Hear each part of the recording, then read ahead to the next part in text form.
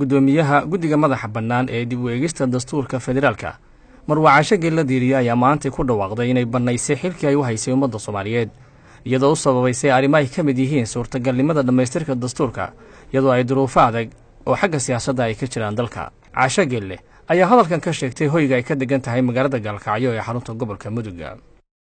warqadan waxay ku socotaa madaxweynaha dawladda federaalka Soomaaliya, gudoomiyaha baarlamaanka Soomaaliya, ra'iisul wasaaraha dawladda federaalka Soomaaliya, madaxweynaha dawladda Puntland, wasiirka arrimaha dastuurka ee dawladda federaalka Soomaaliyeed, wasiirka gudoomiyaha guddiga kormeerka dastuurka Soomaaliya, guddiga madaxa bannaan ee dawladda iyo hirgelinta dastuurka, dawladaha xubinta ka ah dawladda federaalka Soomaaliya.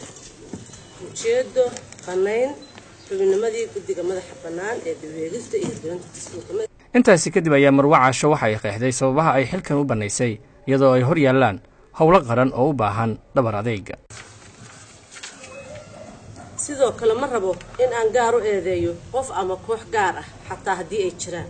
waxaan hoose ka xusayaa qodobada guud oo aniga xubin ahaan iyo hoggaan ahaanba aan u dareemay inay caqabad ku noqonayaan geedi socodka dhamaystirka dastuurka xilliga kooban oo haray.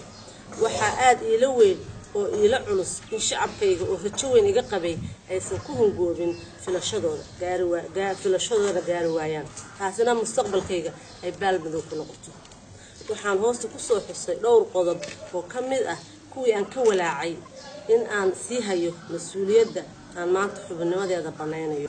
qodobka koowaad waxaan shakhsiyan odorasay in aysan sahlanayn suurtagalnimada dhamaystirka dastuur heshiis lagu wada yahay xilliga kooban oo noo haray, iyadoo ay soo tarayaan xaalado siyaasadeed oo cakiran oo dalka ka jira, kuna kala fikir duwanaanshaha fasiraadda qodobada dastuurka qaarkood, u heelanaan la'aanta sarreynta dastuur qaran oo dhammaystiran oo aan ku horimaanayn dastuurada ay gaarka u leeyihiin dawladaha xubnaha ka ah dawladda federaalka Soomaaliyeed. qodobka labaad, inkasta oo aan caad ku rognayn in ay dalka ka jiraan duruufo adag oo aan kala dhib yarayn, haddana waxaa cad in aan qorshayn fiican hore loogu sameyn dastuurka qaran iyo dhammaystirkiisa, ficiliyana aan mudnaan weyn la siin. qodobka saddexaad, xubnahayga guddiga madaxa bannaan laftooda ayaa gaabisyada iyo ka faa'iidaysasho la'aanta waqtiga qayb ka ah, maadaama badankoodu aanay dalka gudihiisa deegaan ku lahayn. waxaan ku kala aragti duwanaanay suurtagalnimada ku shaqaynta iyo ku milmidda duruufaha adag ee dalka ka jira, dhexgalka bulshada, ka faa'iidaysashada iyo soo dhaweynta u heelanayaasha xirfadaha kala duwan leh, iyo isticmaalka aqoonta iyo fursadaha laga heli karo qaybaha kala duwan ee bulshada Soomaaliyeed si loo dedejiyo geedi socodka dastuurka, taas oo keentay in aan waqti dheer u gardaduubnaano fursado aan muuqan goorta imaanaya. qodobka afraad, guddiga madaxa bannaan ee dib u eegista iyo hirgelinta dastuurka oo sida magacu tilmaamayo aan keli ku ahayn ka go'aan qaadashada bilowga ilaa dhamaystirka dib u eegista dastuurka, ayna ku heliyaan hay-ado kale oo dastuuri ah oo qorsheynta iyo dhamaystirka shaqada hormuudka ah.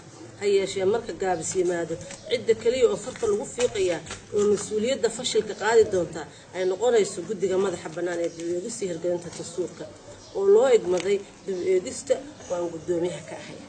qodobka shanaad, dhaqaalihii uu u baahnaa in lagu dhammaystiro dastuurka oo af ahaan hadal hayntiisu badan tahay, ha yeeshee ficil ahaan hayntu ay sugaal tahay. qodobka u dambeeya oo lixaad, waxaa jira daneeyayaal badan oo aan isla socon oo qorshayaal kala duwan ka leh dastuurka iyo dib u eegistiisa, kuwaasoo laftoodu carqalad hor leh ku noqon kara in lagu guulaysto dastuur dhammaystiran oo heshiis lagu wada yahay xilliga loogu talagalay. caqabadahaas aan kor ku soo xusay ayaa igu abuuray inaan ka walaaco kasii mid ahaanshaha xubinimada guddiga madaxa bannaan. waxaan ballan qaadayaa fududeyn kasta oo ka muwaadin ahaan aan ka geysan karo maslaxadda shacabka Soomaaliyeed shuruud la'aan iyo meel kasta oo wax ka qaban karo. ugu dambeyn, Caasho Geelle waxay mahadcelin ballaaran u soo jeedisay guddiga madaxa bannaan iyo madaxda dawladda federaalka ee Soomaaliya wada shaqayntii ay la lahayd inta ay ahayd gudoomiyaha guddiga madaxa bannaan ee dib u eegista dastuurka federaalka. Cabdinaasir Maxamed Cali, Somali Channel, Gaalkacyo.